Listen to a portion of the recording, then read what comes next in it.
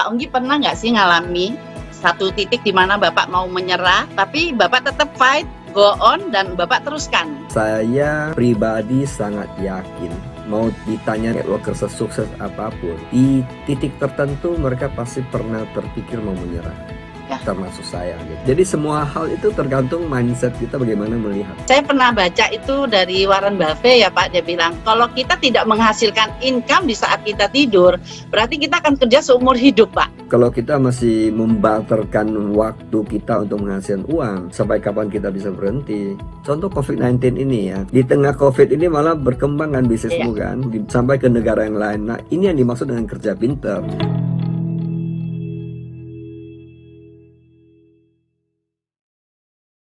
Halo, selamat pagi Pak Onggi, apa kabarnya? Kabar baik Meli, how are you? I'm fine Pak Onggi.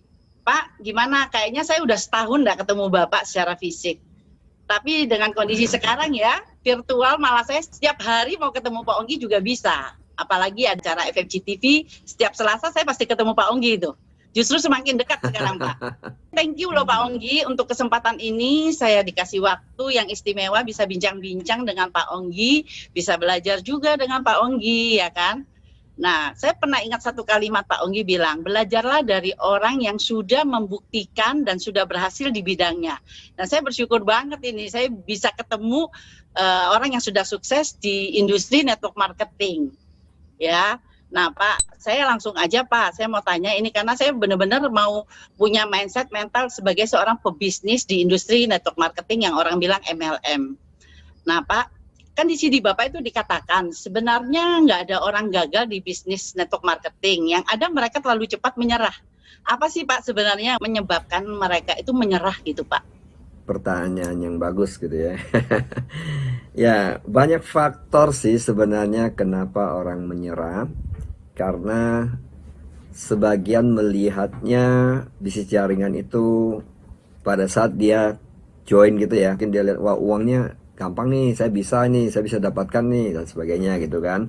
Tapi realitanya kan saya yakin semua bidang apapun ada prosesnya. Nah pada saat mereka menghadapi proses itu, katakanlah dalam bisnis ini ada penolakan gitu ya, ya ada ketemu orang yang negatif terhadap bisnis ini, terus ketemu tantangan mungkin keluarganya nggak mendukung dan sebagainya. Tadi waktu dia join sign up itu dia belum merasakan itu, tapi setelah di lapangan kok dia bilang kok nggak seindah warna aslinya gitu. Betul Pak.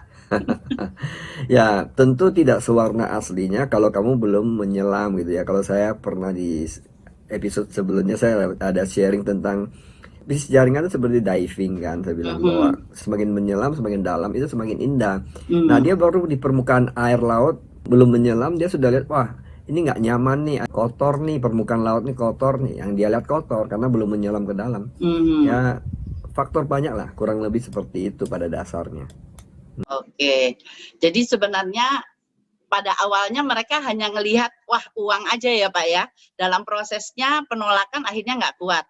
Emang Pak Onggi pernah nggak sih ngalami satu titik di mana Bapak mau menyerah, tapi Bapak tetap fight, go on, dan Bapak teruskan?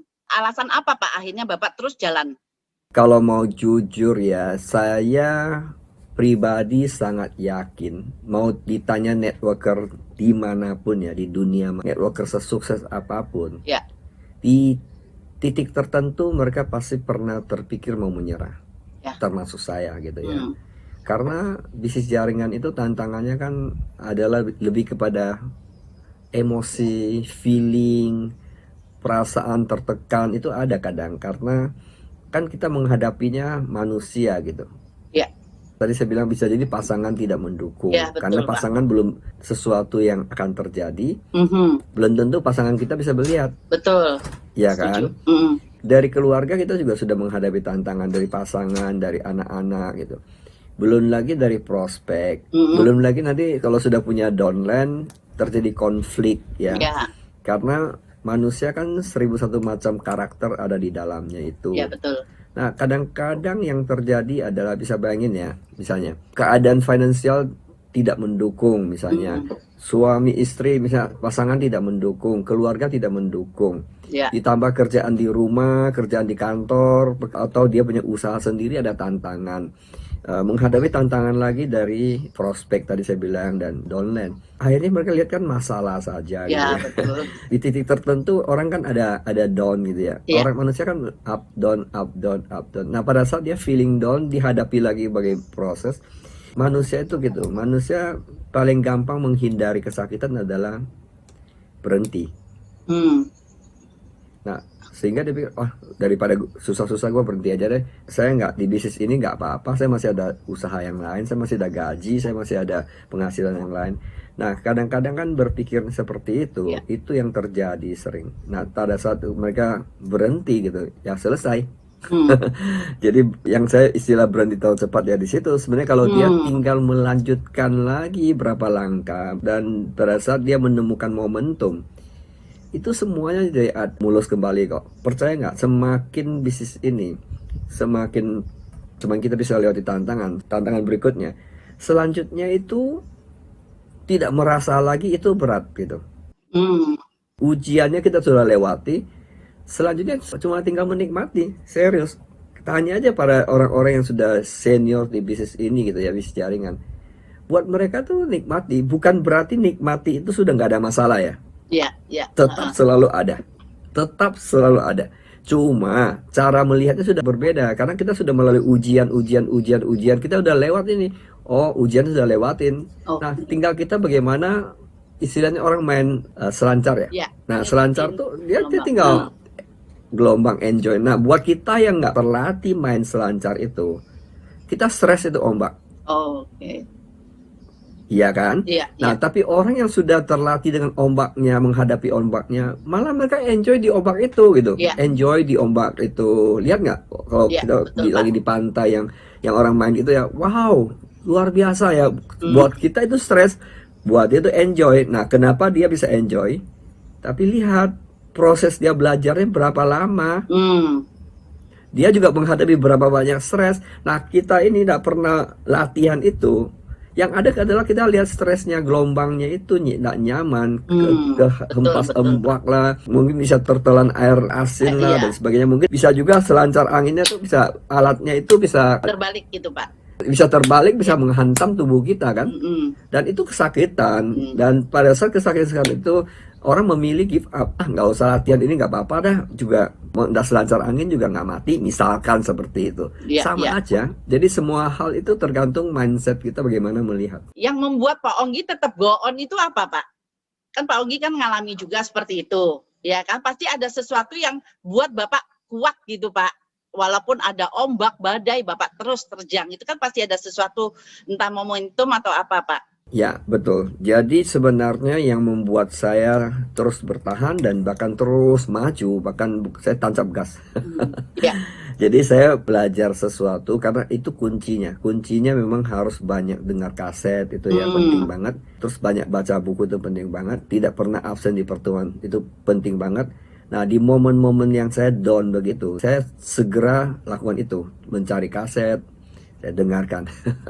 Saya sengaja mencari buku, saya baca. Saya sengaja telepon lagi orang-orang yang serius di bisnis ini, entah upline dan downline, saya ngobrol lagi. Saya sengaja buat janji lagi. Saya kembali lagi lihat dream book saya. Oke. Dan saya lihat, oke, berarti ini hanya proses. Dan kemudian saya mulai ngomong ke diri saya. Saya bilang, Onggi ini sementara saja. Onggi ini sementara. Jadi saya selalu melihat ini sementara. Dan akhirnya saya menang gitu. Di proses itu saya menang. Oke. Proses menang dari pertempuran itulah sebenarnya menentukan seseorang kemana dia pergi di bisnis ini nantinya. Nah, Gitu. oke, berarti itu kuncinya, Pak ya. Kembali diri sendiri ya, Pak ya. Harus yakin bahwa ini hanya sementara. Ya, Pak. Ya. Oke. Kalau kita ikuti orang di luar sana, ya hidup saya, mimpi-mimpi saya, Betul.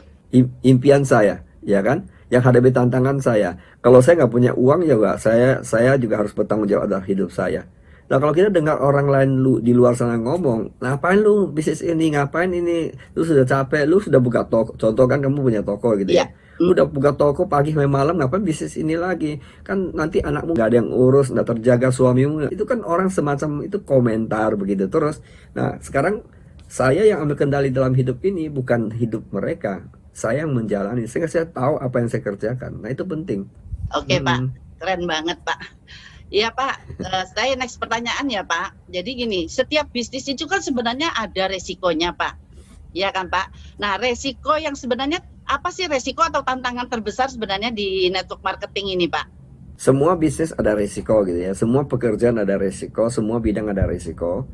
Cuma kalau dibicara bisnis gitu ya, pada umumnya di bisnis itu kan butuh modal ya. Nah, bisnis konvensional, nggak usah jauh-jauh lah, orang buka warung gitu aja ya, itu perlu modal loh. Pinggir jalan itu modalnya nggak sedikit loh. Contoh kamu buka toko, berapa modalnya gitu. Orang buka restoran, berapa modalnya. Orang buka pabrik, berapa modalnya. Semakin besar ya, semakin modalnya semakin besar gitu. Nah yang menariknya di bisnis jaringan itu, modal kita itu kan relatif kecil. Yes. Iya kan? Betul. Sehingga kita memang perlu untuk ada investasi juga. Jangan naif bahwa join dengan uang itu join selesai ya sudah, tunggu situ uang saya pasif income datang gitu, nggak mungkin.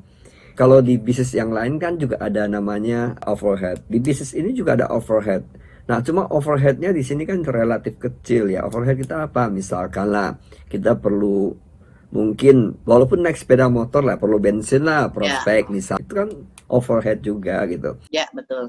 Investasi baca buku, beli buku gitu kan, kaset misalkan, hadir di pertemuan, dan paling itu overheadnya, ya kan? Kalau kita mulai kembangan luar kota, luar negeri, itu ada overhead. Tapi dibandingkan bisnis yang lain, modal lebih besar, overhead lebih besar, dan ini kecil. Sehingga modal utama dalam bisnis ini adalah apa? Dream. Dream and siapkan komitmen membayar harga untuk mencapai dream itu. Itu yang paling besar. Saya ulangi ya, yang paling penting di sini adalah dreammu apa, dan ambil komitmen untuk mencapai dream itu yang harga yang harus kita bayar. Itulah modal sesungguhnya. Oh, oke, Pak. Atau mungkin karena investasinya ya Pak Onggi terlalu kecil mungkin ya, jadi take it for granted, Pak. Nggak seperti di bisnis konvensional kan modalnya tadi Bapak bilang kan besar, apalagi kayak pabrik gitu ya skalanya kan. Nah kalau di bisnis ini kan Pak ya, tapi mungkin masih sangat terjangkau. Apakah itu menyebabkan mereka juga akhirnya, aduh udahlah, saya daripada kena penolakan, ya gua berhenti aja seperti itu, apa juga ada faktor itu Pak? Sedikit banyak ada faktor itu, kan nothing to lose gitu ya. Orang mikir nothing to lose, dia misalnya investasi join di bisnis cuma berapa gitu. Iya. Ya nggak jalan juga udahlah, ngapain harus capek-capek, itu ada unsur itulah.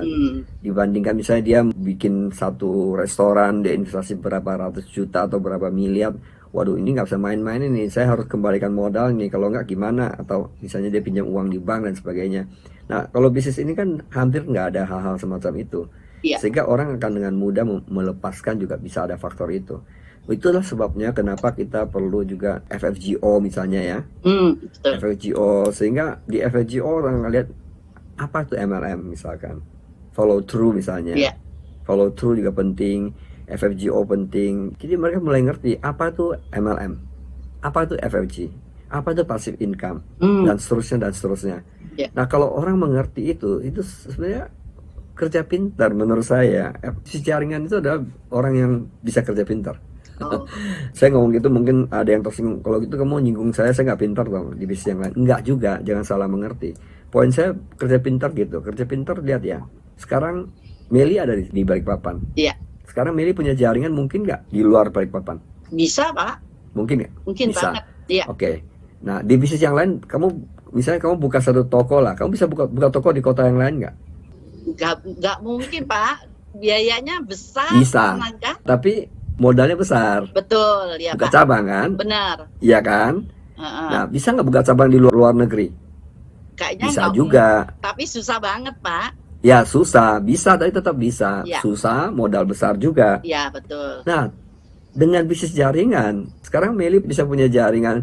Meli tinggalnya di mana, Balikpapan? Bisa di Papan. Samarinda punya jaringan, ya kan? Bisa punya Ya, jaringan di Surabaya, ya, bisa punya jaringan Jakarta, ya, di Jogja, di Irian, di Aceh, bahkan di Malaysia, di Singapura, ya, di Vietnam, di Kamboja, di USA, di Kanada, di Afrika, dimanapun. betul Pak. Dahsyat nggak? Bisa. Sementara kalau jaringan sudah besar berkembang di mana-mana, kan misalnya kamu tinggal di Balikpapan, oke? Ya, Waktu tidurmu di sini, waktu bangunnya orang di belahan dunia yang lain kan? betul. Nah, pada saat milih tidur, ini jaringan terus berkembang. Kamu dapat duit nggak? Apa? Nah, itu kerja pintar bukan? Kerja pinter Pak. Ya kerja pintar lah, makanya saya bilang ini bisnis adalah untuk orang yang bisa melihat itu. Hmm, Nah, tidak semua orang bisa melihat. Orang melihat bisnis jaringan hanya jual barang, saya nggak punya bakat jual barang, saya nggak punya teman. Ya kan artinya dia belum mengerti. Oke. Bisa bayangkan ini bisnis 24 jam loh Ya, bekerja untuk kita. Iya kan? ya, betul. Terus nggak ada batas negara. Ya, Terus kita nggak perlu bayarin orang. ya, Itu kalau nggak kerja pintar apa namanya? ya. Iya nggak Mary? Iya Pak, betul Pak, setuju. Ya, Iya. ya itu yang saya pernah baca itu dari Warren Buffett ya Pak. Dia bilang kalau kita tidak menghasilkan income di saat kita tidur, berarti kita akan kerja seumur hidup Pak. Ya sudah pasti. Iya, Sudah pasti. Kalau kita masih membarterkan waktu kita untuk menghasilkan uang, sampai kapan kita bisa berhenti? Begitu berhenti kan income kita nggak ada. Contoh COVID-19 ini ya, kan orang banyak mengalami sekarang. ya. Di PHK gitu. Nah kalau di PHK dari mana income-nya lagi? Mm-mm, Atau perusahaannya tutup gitu. mm-mm. Dari mana lagi income-nya? Iya, Sementara lihat di jaringan, tidak masalah. COVID-19 ini mana pengaruh? Coba ya. lihat Mary senyum-senyum bahagia aja. Iya Sama Pak. makmur iya. Tiap Jumat cair Pak. Nah itu coba lihat senyumnya udah kelihatan, ketawanya udah kelihatan happy banget. Iya. Bahkan sekarang mulai merambah Pak, berbagai negara Pak. Keren kan? Keren banget. Di tengah COVID ini malah berkembang kan bisnismu Iya. kan, sampai ke negara yang lain. Nah ini yang dimaksud dengan kerja pinter. Tanpa kamu harus keluar uang sebesar buka cabang, Benar. tanpa kamu harus terbang ke sana rapat terus menerus. Paling sekali-kali kita kalau perlu ke sana terbang aja. Tapi Iya. kan nggak tiap hari harus begitu. Betul.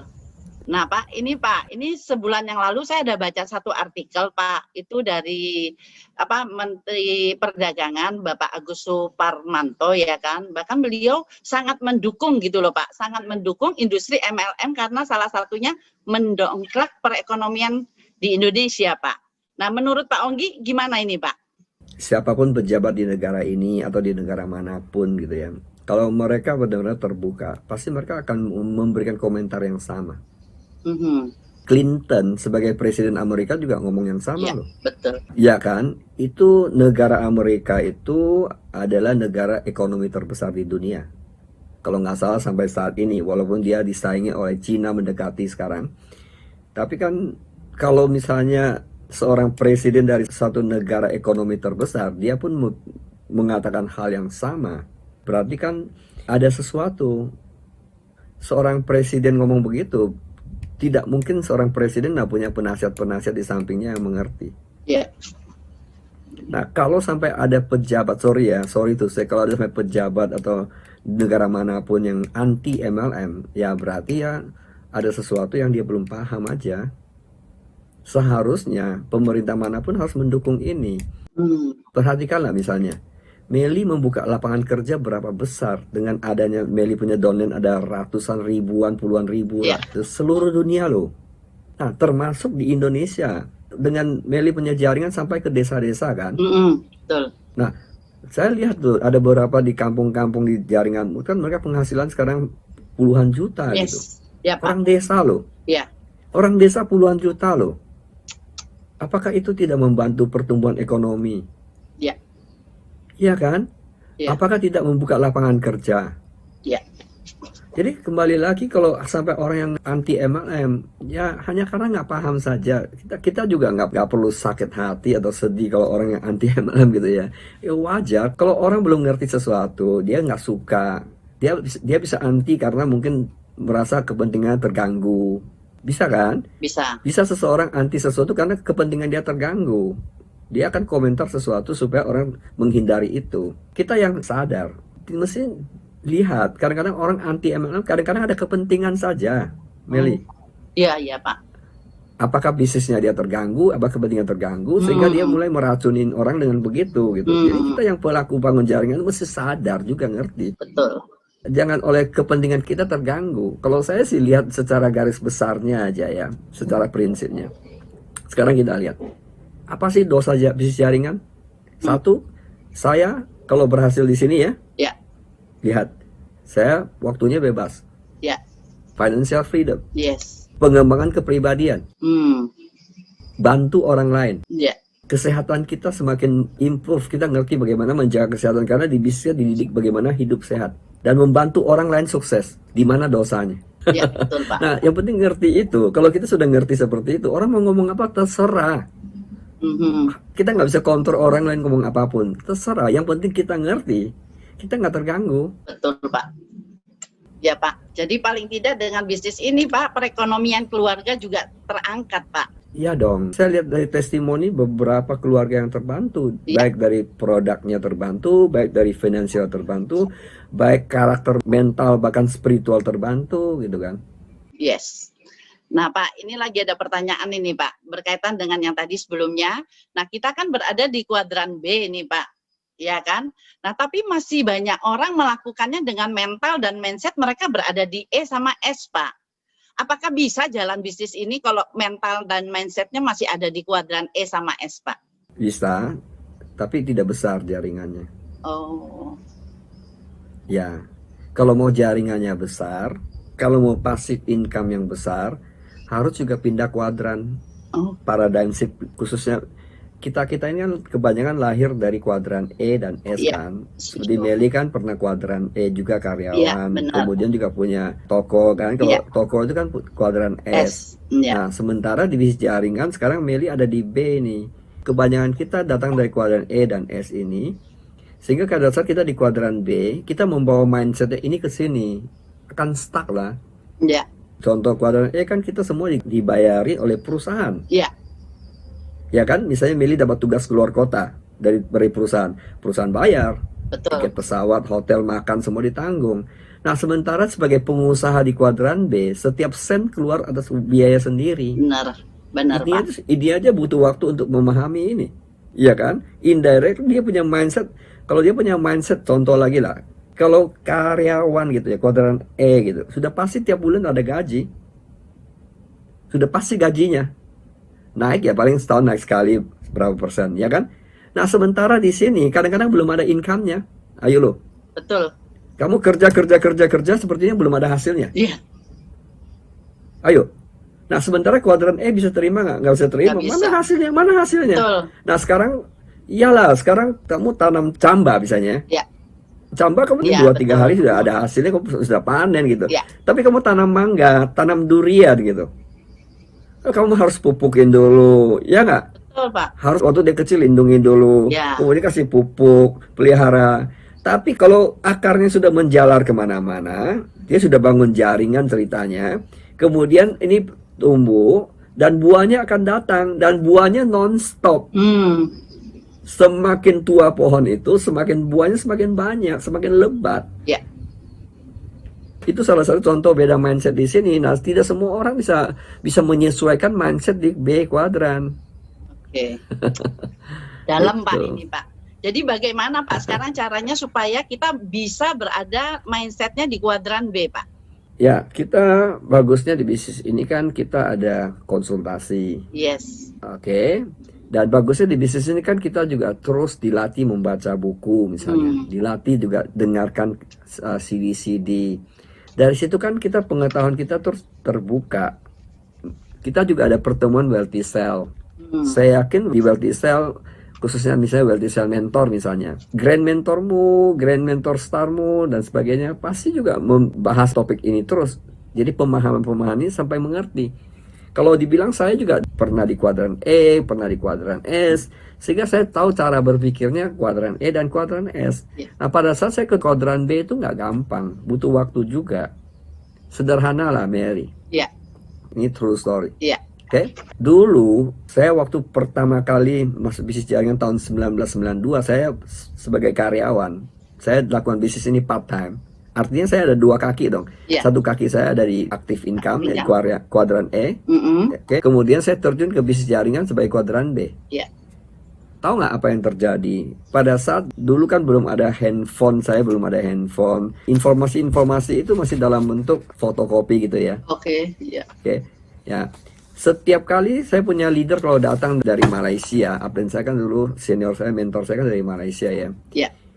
Dia selalu bawa dokumen gitu ya. Kadang-kadang cuma 1-2 lembar kita fotokopi.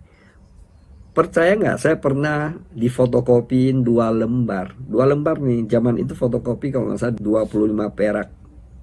Jadi 2 lembar kan 50 perak nih, 50 rupiah. 50 rupiah. Dia kasih saya. Kemudian dia bilang gitu, 50 rupiah. Dia minta loh. Kaget Pak Onggi. Nah, kaget dalam arti gitu.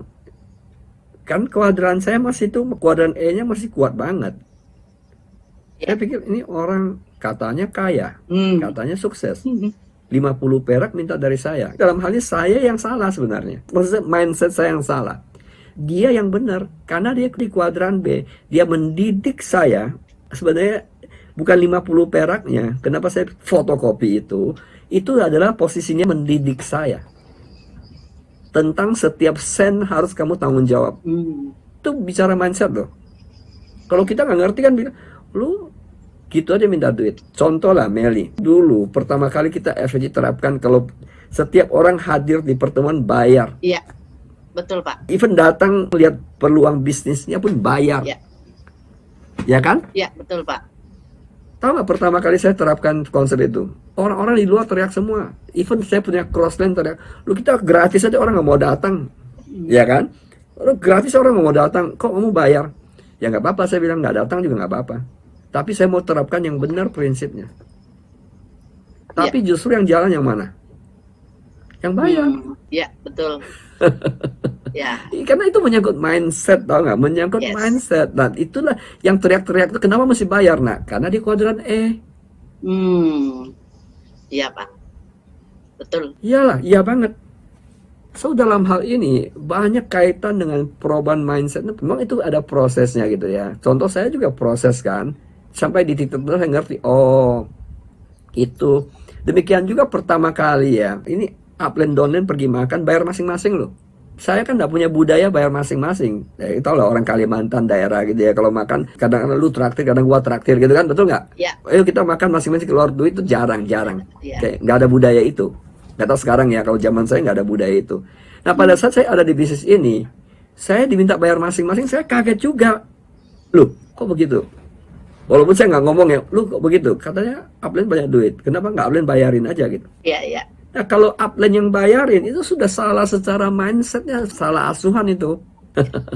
Nah kayak gitu kan kita perlu adaptasi. Jadi kita memang butuh waktu sih, Mel. Ya.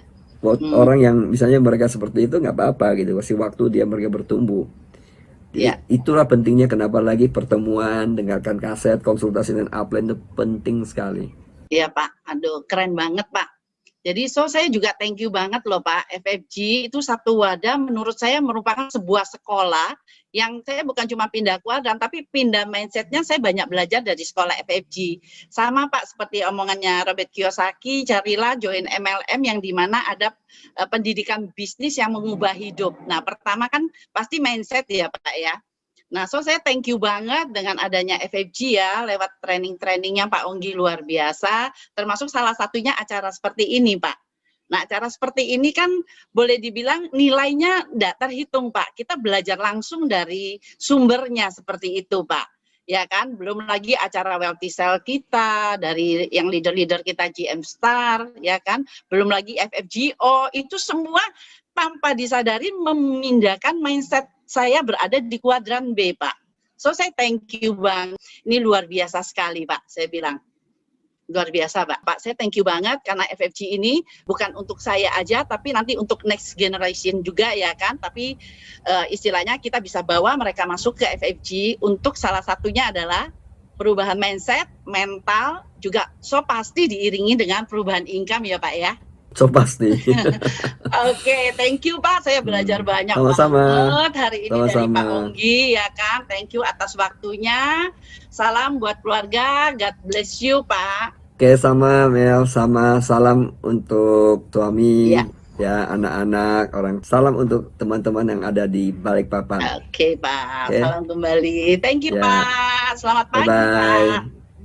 Pagi.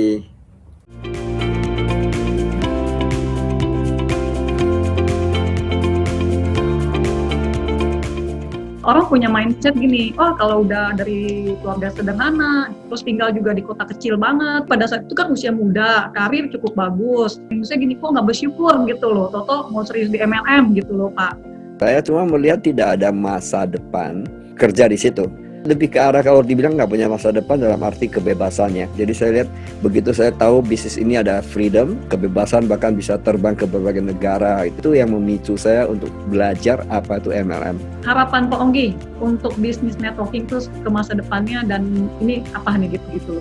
Kalau teman-teman FFG terapkan fondasinya diperkuat, kemudian 4 pilarnya itu dikuatkan. Percaya dengan saya deh, apalagi dia punya visi yang jelas, misi yang jelas, goal yang jelas. Dia akan mencapai sesuatu yang rata-rata orang tidak mendapatkannya kan.